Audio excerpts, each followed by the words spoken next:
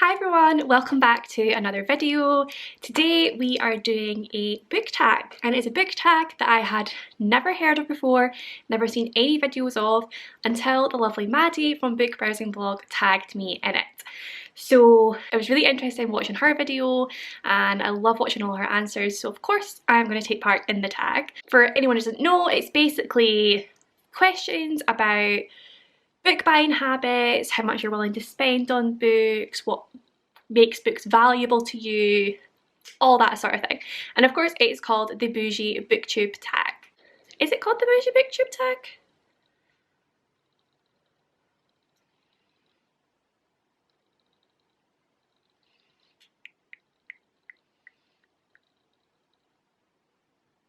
Boujee Booktuber Tag. So there are 1, 2, 3, 4, 5, 6, 7, 9, 10. There are 10 questions and then a bonus question. So there are quite a lot of questions, which could take a while because I do have a tendency to ramble. However, I'm going to try and keep in all the words and keep it nice and concise. In typical Scottish girl fashion, I have also got my iron brew here to get me through. So let's just open her up.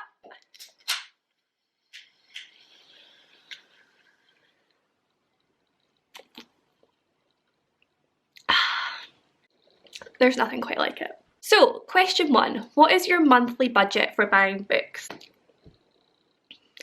That's a tough one because I don't really have like a monthly budget. I would say I would never, unless it's like a birthday or some sort of special occasion or something like that, I would tend to try not to spend more than £50 in a month on books, and I wouldn't do that every month. I definitely do not have the funds to be spending £50 a month on books, but I would say maximum £50. Maybe usually more between 0 and 20. A lot of time I tend to go like a couple of months without buying anything and then I'll buy a load all at once. And I also don't tend to buy books when they first come out. I don't have a lot of hardbacks. I tend to get hardbacks more as gifts, unless it's one that I'm really excited about and I pre-order it and I need it in hardback straight away. But apart from that, I tend not to buy too many, so I'm usually a paperback girl. So £50 would get me like 5-6 books. So yeah, I would say maximum £50, but probably more, averaging out about 20. Let's go with that. Second question is, what is the most you've ever spent in a bookstore? And that's a toughie. But I feel like, again, I want to say £50-ish. I really don't think I'd let myself go over £20. Like, I'd be mental mathing it up as I went, and I really don't think I'd go over £50. I feel like maximum I'd get like maybe 6 paperbacks, coming to about £50, unless I'm in the works, and then £50 gets you like 50 books. But yeah, I'm gonna say most of I ever spent in a bookstore is probably about £50, and that's like treating myself. Next question is, are you willing to pay full price for a new release, or would you wait for a coupon or a sale? And the answer to that is, kind of already answered it. I don't really buy new releases, so I made a decision to have mostly paperbacks on my bookshelves because I wanted them to all be as much as possible in the same format. So I tend to wait until books are available in paperback format and I'll buy them then. Also, a lot of the time I feel like I'm catching up on, because I've just started BookTube, I feel like I'm catching up on all the sort of BookTube favourites. So most of the books that I'm buying are now on sale, available in charity shops, available in the works, available used. So I rarely pay full price for a book unless it's one that I've heard loads about and I'm really excited to read it and I just need to pre-order it and I need to read it straight away, or I want to, as soon as it's release date, I want to make a big experience out of going to the bookstore, getting that new hardback and buying it. So rarely do I buy full price unless I'm super excited about the book and I just need to get my hands on it. One I did do that for recently was Cinderella is Dead, because it just sounded incredible, and it was. So I pre-ordered that and I do have that in hardback. But most of the time I will wait until it's in paperback form, and I will also tend to buy it from somewhere that's got some sort of discount to it. And a lot of the time I'll also, if I'm buying from Waterstones, unless it's a book I really want and I just want that one book, I'll just get that paperback for like $8.99 or whatever. A lot of time I'll tend to make use of their buy one get one half price, so I am getting even a discount on that. So yeah, rarely do I pay full price for a new release. Next question is, would you rather buy one expensive new book or multiple used books that are cheaper? Again, I've kind of already answered this. I'm a bit of a cheapskate. I love a deal. So the answer is definitely multiple used books that are cheaper. As long as they're in okay condition. Like, I don't want like a tatty old book. There's nothing wrong with that, but for me, I just like a certain aesthetic on my shelves. So I do tend to go, I would look at the quality of the book. But most of the time when you're buying books, and even in charity shops, they are still in really good condition, because a lot of people, if they are a reader, will want to take care of their books. So is that my mum coming home? Okay, my parents did just come home, so I have sent them through to the kitchen and I've shut both the doors, so hopefully they cannot hear me. Nervous booktuber problems. But anyway, what question was I on? I think I was saying that I would buy multiple used books that are cheap rather than one expensive one, but I can't remember how much I said about that. Basically, I would buy multiple used books that are cheap rather than one expensive one. That is my definite answer, so I'm just going to leave it there. The next question is, what do you think is a reasonable price for a new hardback, paperback and ebook? So, hardback, I would say, this is me personally, what I would spend if I saw these. So, hardback, maximum £15, $14.99. I know they go up to like 20, but because I don't really buy hardbacks unless it's something I really love, I'd say maximum $14.99 unless it's something I really, really need, and then I'll pay more. But I'm going to say $14.99, £15. Paperback, I would say I expect to pay the $7.99, $8.99 mark, unless I'm getting even cheaper than that. So maybe maximum £10, maximum like $9.99 if it's sort of like in Waterstones or something like that. But I would probably hope to spend £8 or less on a paperback. Ebooks, I have never ever bought an ebook. I have only ever been sent e-copies for ARCs to review, or I have read books through the Kindle Unlimited scheme because I've got Amazon Prime. I don't spend money on ebooks, and I doubt I ever will. Maybe I'd get one of the deals where they're like £1 or something, but probably maximum £2 is what I'd spend on an ebook, because for me, a huge part of the reading experience is holding the book and collecting it and having it on my shelves. So that's really what I'm paying for. I am completely aware of the fact that the same amount of work has gone into writing this, and the author should still be getting the money for creating it. But a huge part of what I am paying for when I buy a book is the physicality of it.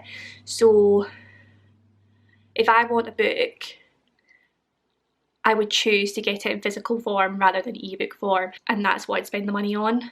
I feel like that sounds really bad, but for me, it's just completely different. Like reading something on a screen to holding it in your hands, collecting it, the whole reading experience for me is part of it being physical. So yeah, maximum £2 I would say on an ebook. Next question is a signed copy or first edition worth more to you? And the answer is probably no. I would never ever buy a book that is already signed, if that makes sense. So I wouldn't pay for a signed copy, like already signed. Part of the signing part for me would be the experience of meeting the author. So I would tend to buy the book first, take it to some sort of signing or event and get the author to sign it while I am there and actually speak to them and see them in person. I would never buy a signed copy. That's just, for me, the part of it is actually seeing them write it, seeing them sign it. Having it already signed, it doesn't mean that much to me. I don't know, that's just me personally. First editions, nope. I don't care. I buy certain editions of books purely because of what they look like and how pretty they are, and if I love the cover or if they've got sprayed edges or something like that. I'm buying it for how it looks, for the aesthetic of it. I'm not buying it, so it might happen to be a first edition because that's the edition that I like, but I'm not buying it for the fact that it is a first edition. That doesn't mean anything to me personally. I know it's cool, and I know that for some people that means a lot, but for me it's more about the aesthetic or some sort of sentimentality in that edition. It's nothing to do with it being a first edition. The next question is, what is your most valuable book, either monetarily or sentimentally? And as soon as I heard this question, I knew exactly what my answer would be. And to be honest, it doesn't really have much to do with the book itself. The book that has the most value to me that I own is this edition of Great Expectations by Charles Dickens. And I love this book. It is one of my absolute favourite classics. It is my favourite Charles Dickens book that I have read, although I haven't read too many, so that's probably quite a bad statement. I studied this in university and I absolutely love my time with it. I loved analysing it, I loved writing about it. It is one of my favourite classics, but that's not why it means so much to me. This book means so much to me because of this. I don't know if you're going to be able to see it properly. It's so sweet. So basically, once I finished uni and graduated, my friend, who is one of the most thoughtful, sentimental, artistic people you will ever meet, was talking to me about my favourite books that I'd studied at my time in university, and this is one of the ones that I mentioned. And after I graduated, she gave me this lovely gift to keep forever of one of my favourite university books, but with this inside. So she made this, she bought the edition, and then she carefully folded all the pages to make it into a little love heart. And I don't really think of it as a book anymore, it's more of like a sentimental object or an ornament than anything. It sits like this on one of my shelves upstairs, so I never even see this part of it. It's this part that's on show. To me, this is priceless. I will never ever give this book away. I will keep it forever. No amount of money could force me to give this away because it means so much to me. So that is 100% my definite answer for that one. Next question is, will you pay more for a cover or edition you want? And the answer is yes. 100% yes. As I said, a huge part for me is the collection of books and how they look on my shelves. It's all about the aesthetic. So I will definitely pay more for a cover that I think is prettier than the rest. And a lot of the time I will look around first and check the cover that I like the most before I buy the book. If I have already bought the book and then I see a cover that's prettier, I will give the edition that I've got to a charity shop or to a friend, and I will buy the edition that I think is nicer. So 100% I would pay more money for a certain cover or edition. The next question is, what physical characteristics does a good book have? A quality book have? So again, this is completely aesthetically, this is what I look for in terms of quality and how it looks, and I do actually have one that I can use for this. So some of the things for me, first of all, are sprayed edges. I know so many people think these are tacky and not nice at all, but I love sprayed edges. I think they're absolutely gorgeous, and just look at that blue on this one as well. This is The Night Circus, by the way, one of my favourite books ever. Again, although I tend to buy paperbacks for cost, in terms of aesthetic, hardbacks is 100% what I go for. I think that has more quality, although I prefer to read a paperback. I don't like to hold a hardback while I read, I like to hold a paperback. So aesthetically, hardback. Another thing which you can kind of see when I move this is shiny foiling. That's 100% a characteristic that says quality to me. Just look at that shimmer around there, it's absolutely beautiful, I love it. And this doesn't actually have it, so I'm going to have to get another book for my other characteristic. The final characteristic that says quality to me is how it looks, hardback looks naked. So when you take the dust jacket off and you've got beautiful designs like that. Again, it's like foiled and shimmery. It's lovely. That says quality to me. Next question is, if you won the lottery, what would you buy that is bookish? And I 100% know the answer to this question.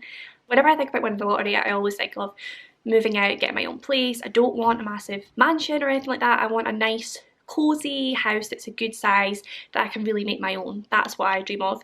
And in that house, there will be a room that will be my library or study. So it'll be a room with a desk, a desktop computer for editing and everything. and the walls will be completely covered all the way around with Billy bookcases and absolutely filled with books, hopefully. I will also have a book ladder, a bookcase ladder, bookshelf ladder. Probably not one that works, one that's just for show that just sits there, but it will be there. And all of the shelves will also be lined with Funko Pops and will have fairy lights all around them. That is my absolute dream. So if I won the lottery and I had the money to do that right now, I 100% would. Not a bit of wall would be in sight. It'd be covered by books. It just makes me so happy to think about. Next question, the bonus question, is in words or pictures, describe your dream library. So I've kind of stepped on my own toes here a bit because it is very much partly what I've already described, but yeah, dream library, not a bit of wall in sight, completely covered with bookshelves that are flush to each other. Fairy lights all around them. I will have a comfy book reading chair, like a plush, velvety, sink into reading chair that'll be like in the corner somewhere that I can sit in, and I'll have a little blanket on it for if it's cold and I can get under my blanket and just get lost in a good book. Again, there'll be fairy lights all over the bookcases so that at night time I can turn all those on and just be in this magical little bookish world while I read. For during the daytime, however, I would want a big window, like massive window that covers one wall maybe, and in that we'll have a window seat, so lots of little cushions that I can sit on and sit out and read and look out onto hopefully greenery while I read during the daytime, and then at night time it'll be cozy time in the reading chair. They're also, all the bookcases will be white so that during the daytime it just looks nice and bright and airy and clean and lovely. And of course, cannot forget, there will be a ladder on my bookshelves, just so I can pretend that I'm Belle from Beauty and the Beast. And that is it. That is all of the questions. I'm sorry if I've rambled on for too long, but I hope you enjoyed my answers. Some of them were a little bit difficult. I have actually not decided who I'm going to tag in this either, so quickly let's have a little look. Who do I want to know some answers from? Also, my camera is flashing at me, so I need to choose these as soon as possible.